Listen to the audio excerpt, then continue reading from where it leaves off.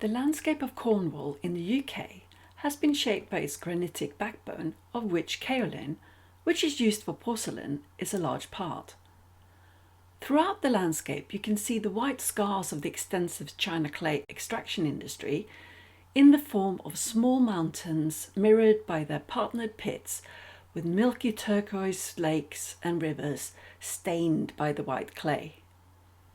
These mountains, which were made from the waste products once the kaolin has been extracted, are scattered around the otherwise relatively flat landscape and referred to as the Cornish Alps. One of the largest and most prominent of these peaks is known locally as the White Pyramid, and it's a name that has subsequently been adopted by a nearby inn and a golf hole where the drive is in the direction of the structure. The Great Treverbin Pit at Culloden dumped its granite waste on this site between 1945 and 1958, and since then the White Pyramid has been naturally colonized by vegetation. Since 2014, there is a petition for UNESCO World Heritage status following plans to have it removed to make room for a new ecotown. Nicholas Story, who started the petition, states, "This is a prominent land and sea mark of the town, beloved of its people and all who know the town." Several artists have also been inspired by the White Pyramid, including myself. But what is it that attracts us to a pile of mining waste materials? We are increasingly realizing the cost our industrial activities are having on our ecology and wildlife, which brings an increased demand for ecological restoration of these industrial wastelands. But is there a role for the artist here? Can one use art to enhance the ecosystem? Environmental artist Agnes Dennis seems to think so. On the World Environment Day in 1992, the Finnish government, together with the backing of the United Nations Environment Programme, commissioned Agnes Dennis to realize her concept, Tree Mountain, a living time capsule, 11,000 trees, 11,000 people, 400 years, on a disused mining site in Finland. It's the first time an artist has been asked to restore biodiversity at this scale. Now, could the Cornish disused china clay pits and tips benefit from this creative and restorative approach? This presentation will compare the Cornish White Pyramid to Dennis's Tree Mountain by examining the materiality, form, vegetation and possible futures of both pieces. There are many similarities between Tree Mountain and the White Pyramid. Both mountains link to mining industries and are built from the leftover materials of extraction. In Cornwall, the china clay extraction industry has been active for more than 200 years, covering an area around 25 square miles to the north of St. Austell. Kaolin is the result of the gradual decomposition of the feldspar in granite rocks over millions of years and is used by the paper and porcelain industries as well as a food additive, for instance in toothpaste, in medicine, light bulbs and cosmetics. The industry brought prosperity to the area around St. Austell, and in the petition to save the White Pyramid, Nicholas Story wrote that it should be saved as an enduring memorial to all the people and the industry which won the highest grade of china clay from this place for export all over the world. During the years 1943 to 1958, when the White Pyramid was an active waste tip, the china clay industry in Cornwall employed between 7,000 and 8,000 people. Since then, much of the production has moved out of the UK, and currently the industry only employs around 1,000 people. The white chalky kaolin is extracted from the granite by washing the clay stopes with water. The resulting slurry would then be pumped from the bottom of the pit to the sand and mica drags. These slow-flowing channels were used to settle out finer quartz and sand, and the fine clay would flow on. The pure clay slurry would then go through a period of settling and drying. Only about 10% of the granite is kaolinized, and the quartz, sand, mica and rock were hauled up the incline of the pit by a flat rod system and emptied at the top of the tip, creating the distinctive white conical spoil heaps. With the clay extracted, these waste tips have a low cation exchange capacity and struggle to hold on to the essential nutrients such as potassium, calcium and magnesium, making it an undesirable environment for many plants. In Finland, for building Tree Mountain, Agnes Dennis had even more hazardous waste materials. The area around Ylöjärvi in Finland is known for copper, silver and gold mining from tourmaline breccia with copper tungsten ore, which produces large volumes of waste as only about 1% gets used. The main risk to the ecology from this waste is the possible development of acid rock drainage, the formation of sulfuric acid and also the release of heavy metals such as zinc and lead and metalloids, for instance arsenic. If carried by water, this could cause severe damage to the surrounding habitat and risk of seepage into rivers and lakes with devastating effects on fish population. Accordingly, such mining sites poses particular challenges regarding how they may be developed in the future. The distinctive conical pyramid forms of both the White Pyramid and Tree Mountain evokes a sense of human activity.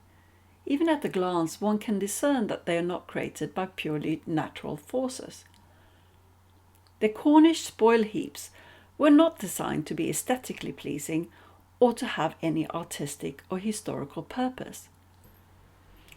Realizing that these conical shapes stand out in the landscape, the modern china clay waste tips now have a softer profile, and some waste is used to backfill the old disused clay pits. This is likely to increase the affection for the surviving Cornish pyramids, many now seeing them as geopoetic relics of the industrial past. This constantly changing landscape, and landscape in Limbo, has inspired the artist and Heritage Futures Creative Fellow Anthony Lyons, who filmed the White Pyramid for a consecutive 30 minutes as the rolling fog brings the White Pyramid in and out of view. Skytip Circumstance, with its eerie trance-inducing soundtrack by Adrian Utley and an accompanied poem, is evocative of the paradoxes of changing values to waste and beauty, presence and loss, questioning the history and future of a condemned mound of rubble in a contested landscape. The conical shape invokes a sense of history, a link to the ancient pyramids and the heavy manual labour that created it. It's believed that the shape of the Egyptian pyramids represents the primordial mound Benben, the first form that came out of the watery chaos during the creation of Earth. In ancient Egyptian Memphite theology, Tatanen, meaning risen land, was the personification of the primordial mound. Tatanen was born in the moment Benben rose from the water and is described as both feminine and masculine, and identified with creation and a protector of nature. Observing the prominent form of the Cornish White Pyramid and its partnered void, the clay pit, a sense of the male and female comes to mind.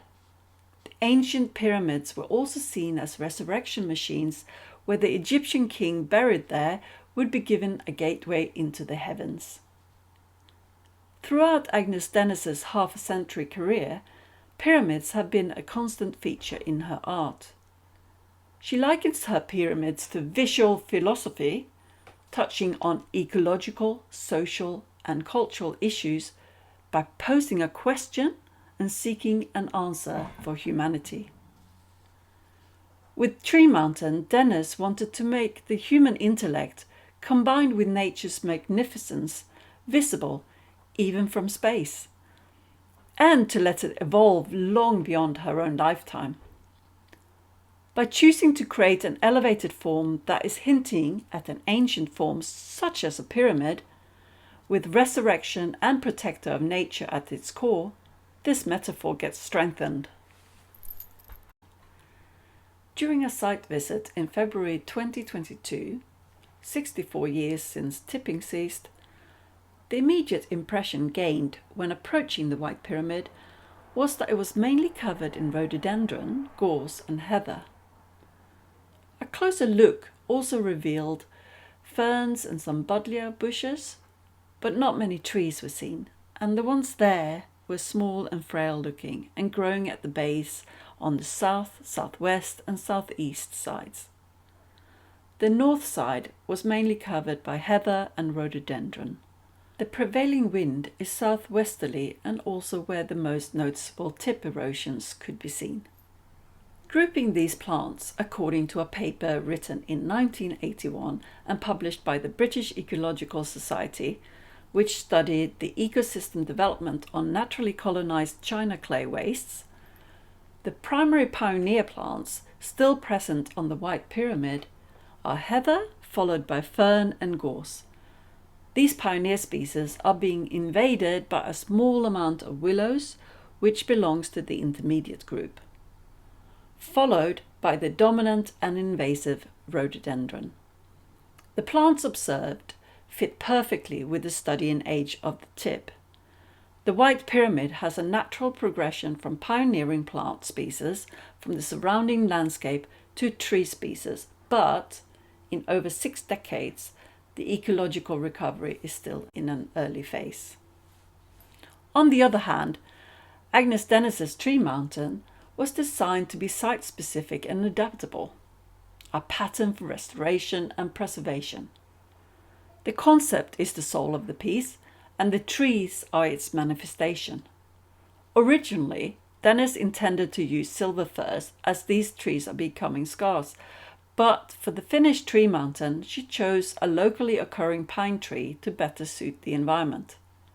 Dennis had designed a mathematical pattern, inspired by nature's golden section and sunflower pineapple patterns. This environmental tree works was designed to show humanity's commitment to the Earth's ecological well-being by having 11,000 trees planted by 11,000 people. The pattern, enacted by the trees, were placed on a gravel mountain made from the mining waste products. Comparing the 26-year-old Tree Mountain to the 64 years of natural colonization on the White Pyramid, the tree planting has progressed the tree vegetation at least 75 years. The White Pyramid has not yet achieved the protected UNESCO status that the campaigners were hoping for. With regular slippage of the slopes, the area all around Sky Tip has been fenced off with signs proclaiming "Danger of death, keep out, no unauthorized access." Despite this, trespassers have continually climbed the White Pyramid to erect the Cornish St. Piran flag on its summit. Fearing an accident, the landowners, Imerys Minerals, have installed a flagpole with the Cornish flag. Even though the area is in need of affordable housing, for many, the White Pyramid has become a representation of public opposition to the ecotown development proposals. But for Story, the White Pyramid's importance is comparable with other European sites that have obtained UNESCO status, such as the black conical coal waste heaps in northern France's Nord-Pas-de-Calais mining region. In 2018, the outline planning permission for the creation of the West Carclays Garden Village was granted, which includes a heritage park as part of the recreational village park located next to the White Pyramid, which the Cornwall Council claims will highlight the mining heritage of the Clay District and site. For Tree Mountain, Agnes Dennis created a legal framework to keep it protected for 400 years. An essential part of the project was to award each of the 11,000 planters a certificate of ownership which cannot be sold, to pass through the generations as custodians of that tree. She intended to create a legacy that will benefit future generations. As the tree roots cover most of its surface, Tree Mountain is much more stable than the White Pyramid. Although some of the trees have fallen over, and even though now in her 90s, Dennis has been back to do some replanting. The future of this art piece will depend on whether there will be any further funding and willingness to retain the pattern by replacing the trees that have fallen over, or if it will just be left to naturally evolve. Nonetheless, it remains, as Dennis has described it, a fascinating study of how the passing of time affects a work of art. The White Pyramid is reflecting on the industrial past. Its honest and untouched status within the scarred landscape from where it came is also its strength, but carries an unstable and contested future. The persistent campaigning to protect the White Pyramid has shown the need for something to capture the local Cornish culture, identity and heritage. In the White Pyramid, they currently have an authentic landmark depicting the human industry that created it, an industry that brought prosperity and work to so many, but also a reminder of the changing landscape it is part of, and the depleting industry associated with it. It may look like the campaigners have finally won the battle to have the White Pyramid protected, but the fact that the White Pyramid will eventually be surrounded by an eco-village will take away the wild, honest, industrial feel that the bleak open landscape currently awards it, and the National Planning Policy Framework recognises that significance derives not only from a heritage asset's physical presence, but also from its setting. Whereas Agnes Dennis's Tree Mountain is looking to the future. Its main focus is on collaborative restoration and stewardship, a way to show that we can repair our own damage and relink with nature. A resurrection. Our society is dependent on mining for materials that we use on a daily basis. These mines create vast scars in the environment and waste that is potential biohazards to plants, water and wildlife. The complex nature and potential hazards present in restoring these damaged landscapes mean that the success is dependent on genuine cross-disciplinary collaborations. Dennis encourages artists to pick up the tools and vocabulary of land restoration and become creative problem solvers. With Tree Mountain, Dennis has shown that an artist can and should take on ecovention. By planting trees that are found in the surrounding landscape, Tree Mountain achieved a balance of nature restoration and heritage. By giving each planter the custodianship of the tree they planted, the tree works has achieved protection, although it has not quite achieved the moral obligation Dennis was hoping for, and the artist has tried to maintain it herself, an ongoing issue that will shape its future as living, evolving art. As well as remembering and celebrating the past, artists can and should be an active part of our collective greener future. For the Cornish china clay mining landscape, with waste reframed as heritage and damaged landscapes as the canvas, there is an opportunity for sculptural responses to ecological restoration, achieved with genuine collaborations and the sensitivity to preservation or change that an artistic approach can provide.